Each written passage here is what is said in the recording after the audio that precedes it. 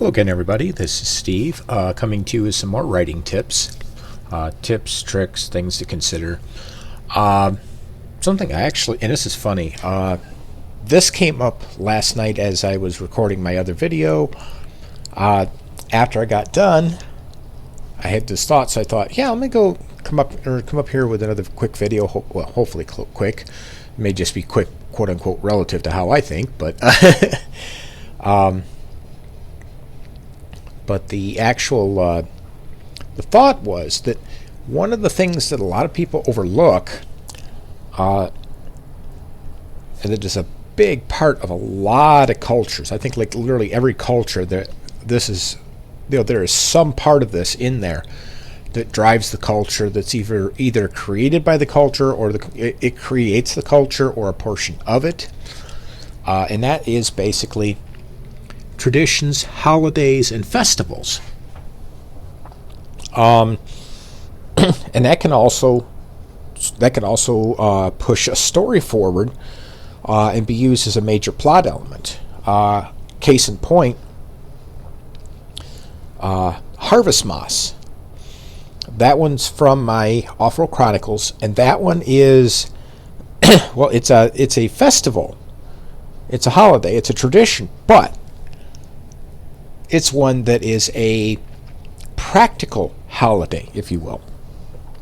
Because with Harvest Moss, you know, at the end of it, you have this great big celebration, kind of like Thanksgiving. And they're like, yay, we got everything in before the snow flew, or we got as much in as we could. We should be able to survive the winter. Let's have a little party. You know, and they're not going to like have this, this drunken orgy and stuff like that. It's basically going to be, okay, we did our best. We worked our butts off. We got in as much food as we could get in. Let's celebrate with a feast because, the barns are full. They may not be full by the time the next harvest comes around, but they're full for right now, so let's throw a nice little party. And, that's essentially what Harvest Moss is. And that one has that one has a more practical aspect to it. For example, I know not all of you are from the United States. There's a lot of you from all over the world, but each of you would have similar type holidays. But take like the 4th of July for the United States. That is, that's Independence Day. That's the day that America gained independence from England. They had to fight for it for a few years, but they got independence, and that's a great big holiday.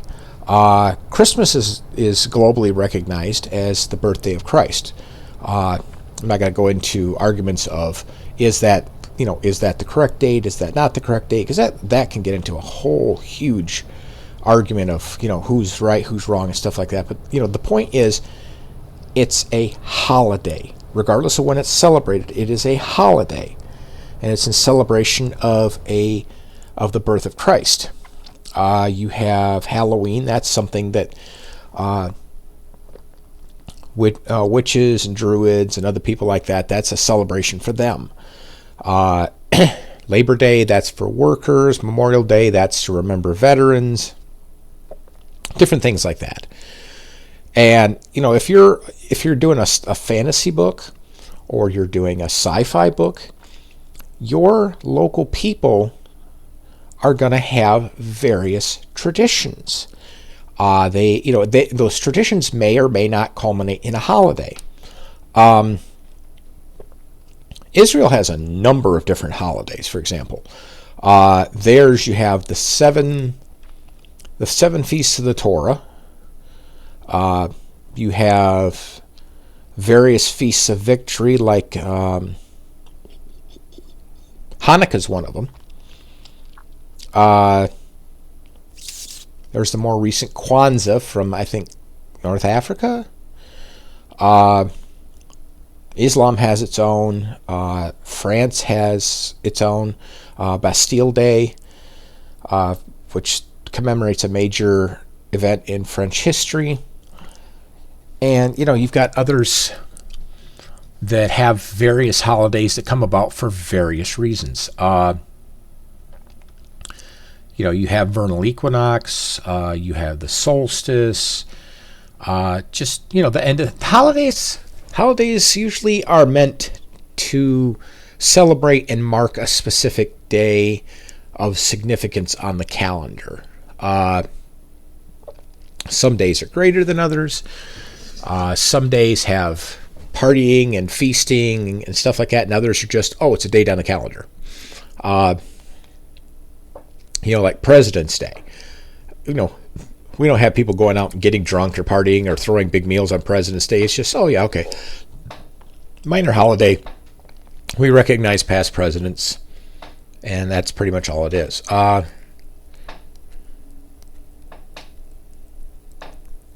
But that's going to be something, like I say, that you're going to want to include in your books. For example, you have the king's birthday. Depending on the kingdom, that might be a day for celebration. It might be a day to, go out in your backyard and beat your head against a tree because your life sucks under the king that you have, and it's his birthday. So, something to consider for fantasy, for sci-fi.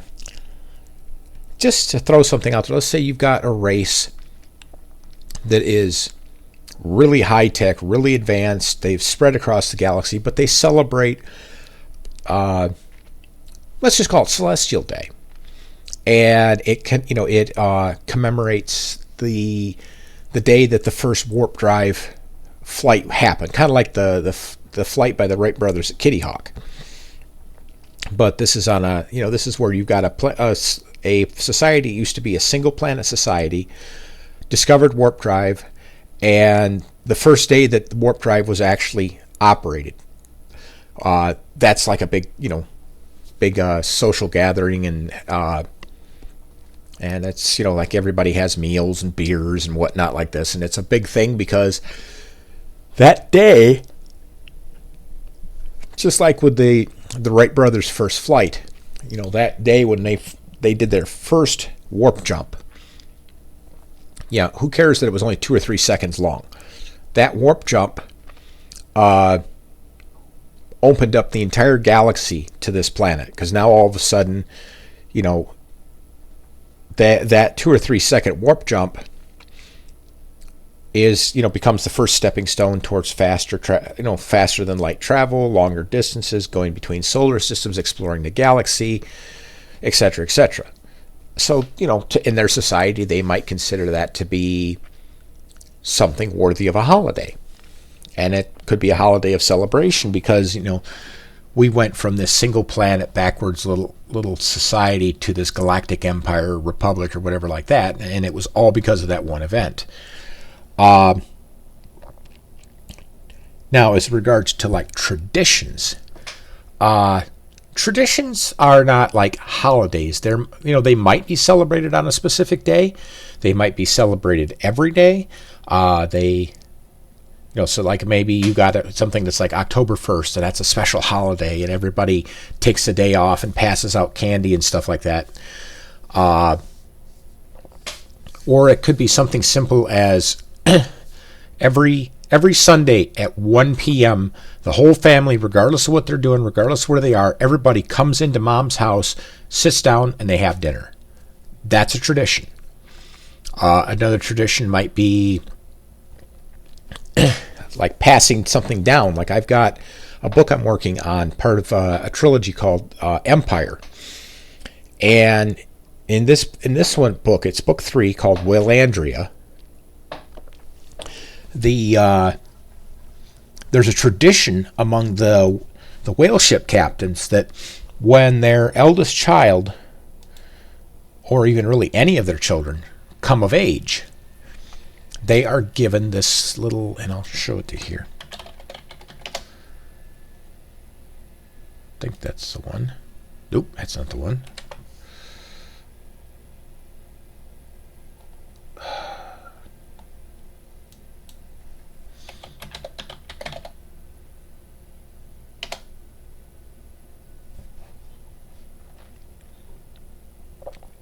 Okay, I evidently don't have it in here, but I've got it somewhere. Anyways, it's this really cool thing. It's like I would jokingly call it like a Apple Watch on steroids, basically. What it is with this device that they wear on their arm, it's a type of navigator compass. It's it's like Apple Watch meets Garmin Maps with benefits. It's really cool. It's something you'll enjoy it when I actually get it into the book. But basically, what it is this navigation compass is something that every whale ship captain has. It is a necessary piece of kit. It is necessary to do their jobs. Without it, bad things can happen. They can get lost. The whale can starve to death. It's just all kinds of stuff like that. So it's a hugely important device. And the devices are like nigh on indestructible. They are, but they're also very valuable because there's a rare number of them. And, there's a limited number of them, and they're passed down from father to son, father to daughter, mother to son, basically from the parents to the child. Because whale ships are multi-generational. And those will be explained a little bit more later on. But let me see.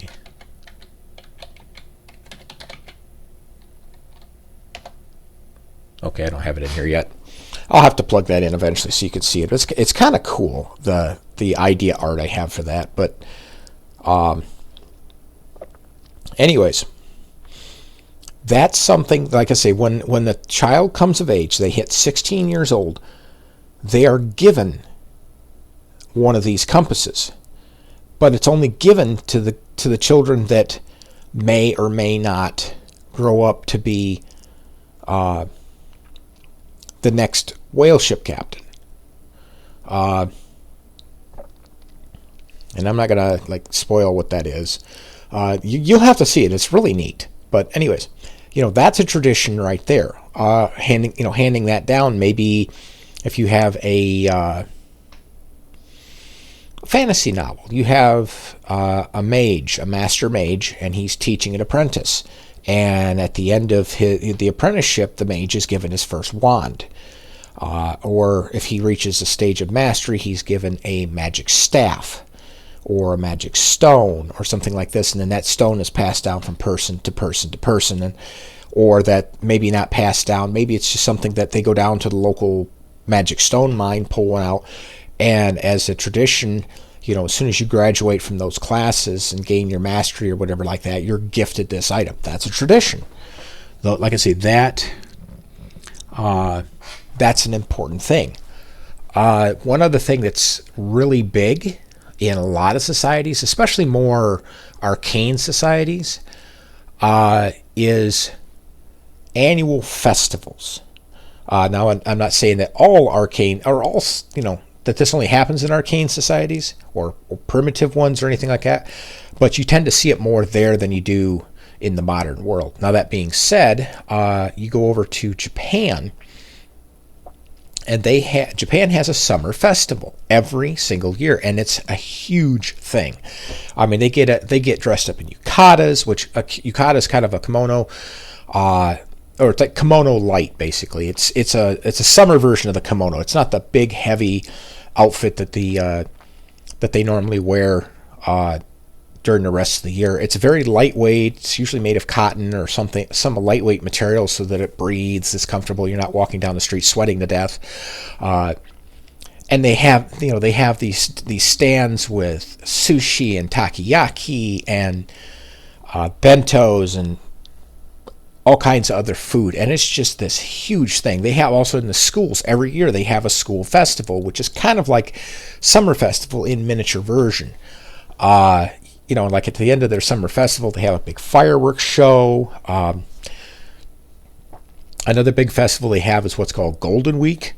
Golden Week is basically it's a national holiday is what it is, but it lasts a whole week, and the reason it lasts a whole week is there are 3 festivals back to back to back, 3 holidays. So rather than work one day, get the next day off, and then work another day, get 2 days off or something like that, like instead of working just 2 days that week and having the 3 holidays off, because they're important enough holidays that people get the day off. And since they're all back to back within that 1 week period, what they do is everybody just takes that week off. Only essential personnel continue working. Everybody else takes the day off, or takes the week off, and they do vacations. They go to various places. But yeah, it's a big holiday thing, and that one, that's a festival in a sense. It's a 3-part festival or 3-day festival, and a week of vacation. So you get like 7 days off from. Well, actually, you get more than 7 days off. You get 9 days off because you're going to have Saturday, Sunday. Then you're going to have the full 5 days of the week, and then Saturday, Sunday again. So they basically get 9 days off, and that's a really big thing over there.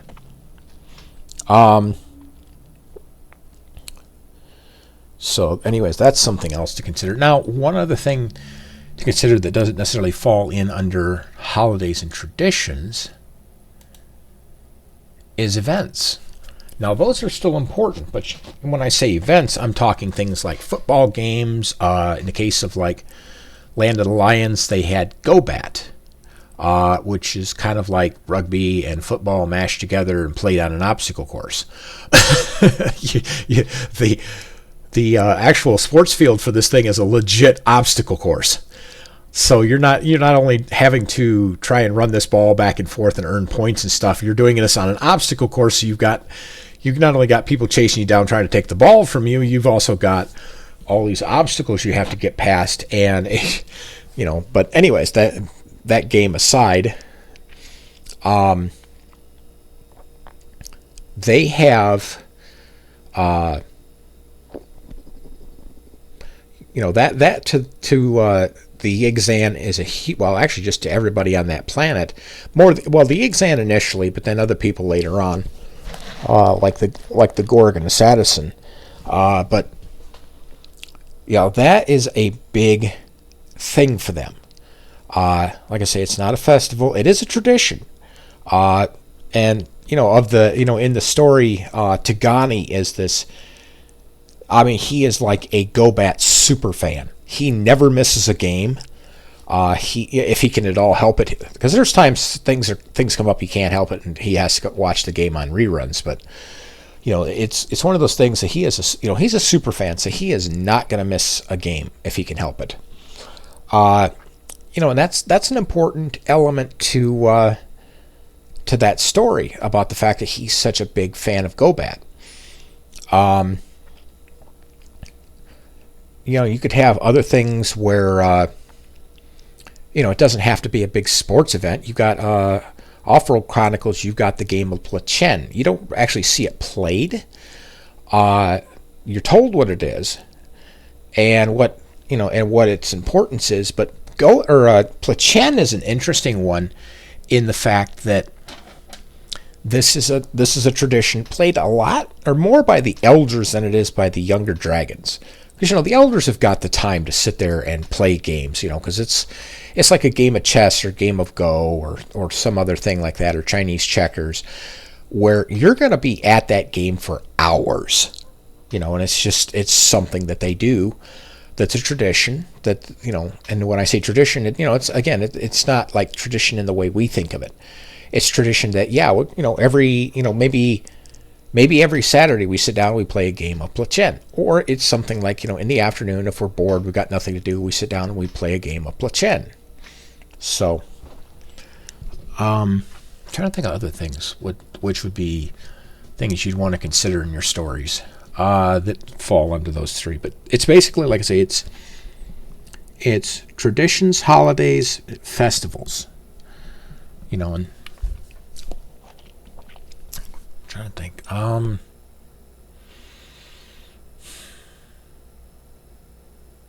Oh, that's right. Well, here's something that can be considered a tradition that's part of, say, like somebody's everyday life, and it's an important thing. Going back to Off-World Chronicles, when you first meet Benjamin Bernstein, looking at the way that village operates, and it operates on the honor system, and the that's not going to work everywhere, but in their particular situation, that particular village, it really, it works and works well. If you get people who come by who need something, it's their tradition to reach out and help the people if they want help. That doesn't have a date attached to it or a festival or a feast or anything like that. It's just, or even a special event. It's basically someone shows up, they're in need, we help them. Or the morning comes, people walk in, they walk into the bakery / butcher shop, and they get their meat for the day. They get their bread for the day, their pastries, things like that, and then they head out. And you've got that. One of the other things, because there was a few other situations I remember in that series that were like different traditions and stuff. I mean, you could call them habits or things like that, but really they're traditions, because they're either firmly or loosely set in stone, if you will. Where they might have, when I say solidly set in stone, you might have a specific date, and this is what you do on that date, and so forth like that. And then you have it loosely where this is what we do. There's no particular date. This is the reason we do it. And in one situation we might do it. In another situation we might not. It's still something we do, but it's not. It's like concrete versus sand. In concrete, once it's in, it ain't moving. With sand, once it's in, you can move it around and change position, stuff like that, and make adjustments. So that idea. I'm trying to think if there's anything else I want to cover.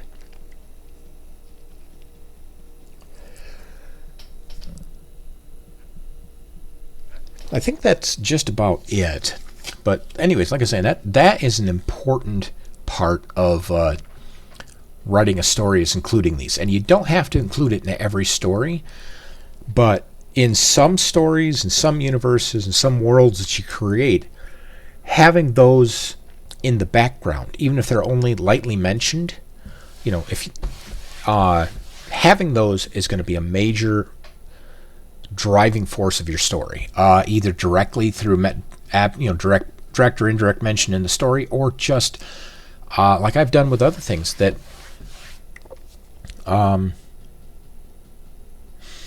it's part of your super world. You've written out all the details on it. And for those that are coming in later and don't know what a super world is, the super world is the entire world that you create for a story. That's what that's the entire universe that drives that story, even though only a small portion of that super world goes into that story. So the story ends up kind of being the micro world, and the universe behind it that drives everything is the super world. And like I say, even if there are things in that super world that don't make it into the book, they're still going to have an influence. So they're still an important item. So don't be afraid to take certain things and flesh them out in paper, and in your notes and stuff, even if you don't use it in the book, or it becomes like a footnote or a minor item. It's still, it's still going to have some effect somewhere in the story, directly or indirectly. But anyways, adding these traditions and holidays, festivals, things like that are going to be really paramount.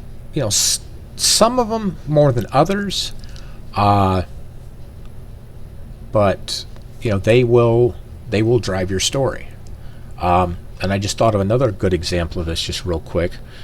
In Off-World Chronicles, the Dragons, they have Keltess, which is essentially their form of puberty. Basically, they handle puberty a little bit differently than we do. And they go through like this special kind of training and education, and that they go, and when Keltess starts, they're still considered a youngling until Keltess completes. However, they go from basically child to teenager at that point. And there's this big change in how they're viewed by their society and by the other dragons, that you're now in Keltess. You're now on the journey to being an adult. When you complete Keltess, you are considered a full adult. Once you have completed Keltess, which is basically once you completed puberty, you are an adult. There is no like when you turn 150, you're an adult. No, it's when you complete kill tests and the doctors sign off and say yes, you've completed it. Bang, bingo, you're now officially an adult. You are a full-fledged dragon. That's another example of a tradition or a societal element that drives the story. Because one of the things about that too, and some people might go, that's bad, but you're also looking at this from a human perspective. With Keltess, the way they see things is once you pass Keltess, once you complete puberty, you're fair game. If you want to get married at 150 and you completed Keltess, go for it. And I realized that, yes, in dragon years, that's essentially a 15-year-old human. And a lot of people go, no, you ain't getting married till you're 21. In human society, yeah, that's us. In dragon society, like I say, as far as they're concerned, once you complete Keltess and you become a full dragon, you have the full rights and privileges of an adult dragon. So, that includes getting married if you want to, although, that being said, the Dragon Society also kind of, nudges the dragons towards, wait till you're 20, 21 and then get married. But, but that's more, make sure that the person you're marrying is going to be somebody you're going to want to stick with for your whole life, because dragon tradition says once you're married, you're stuck with them till they're dead. Because they frown very heavily on divorce, which admittedly makes for some miserable marriages for some people or some of the dragons, because they were shopping for a life mate with their hormones rather than their logic. But that happens even with humans. There's a lot of marriages that happen because somebody was looking at the body rather than the person. So that's a perfectly legit thing, because that happens in regular life. So I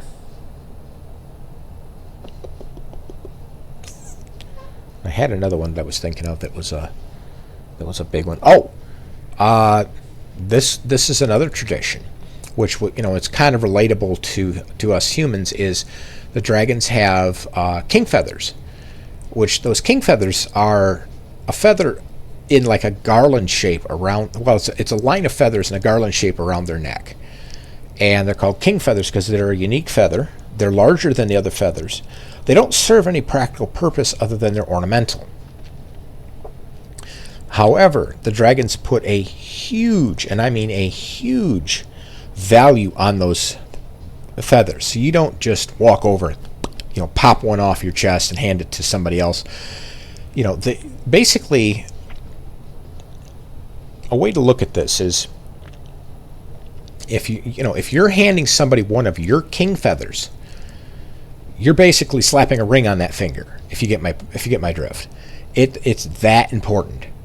It is a huge, huge thing in their society, and that goes back to the idea of traditions. That's how dragons basically do engagement rings, if you will.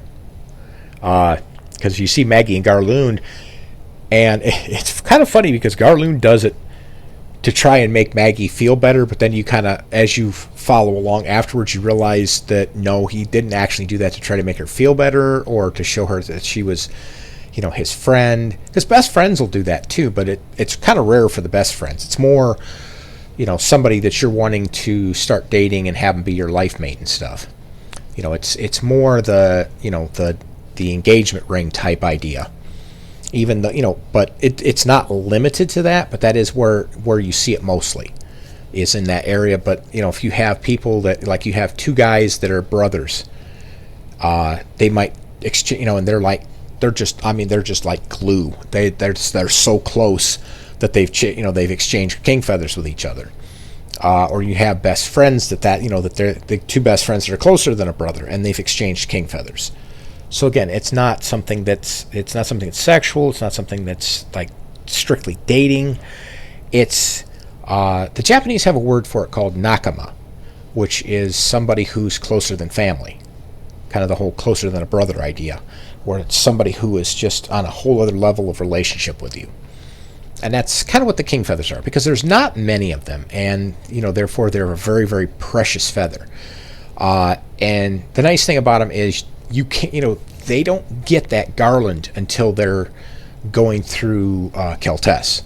When they're younger, there is no garland there. Those feathers do not exist. When they start going through Keltess, then the king feathers appear. Which is good because it keeps kids from doing stupid things with their king feathers. But anyways, I think I've said enough. I'm at 30 minutes. But anyways, that's something, like I say, that you need to, these are things you need to think about in your stories. Or just even in your super worlds and the universes in which your books exist. And and like I say, you don't have to necessarily write about them. If you include them in the notes and in the super world, they will influence the rest of the story, because even if they're not mentioned, they're still an influential force to the world in which the characters live. So, and some of those traditions, they would be fun to iterate into the book. Maybe make a couple of a couple sentences to say, well, this, in this family, every Tuesday they do such and such, and it's significant because it does this and this for the family or the relationship or whatever like that. So, anywho, I'll let you guys go, and I'll see you guys in the next video.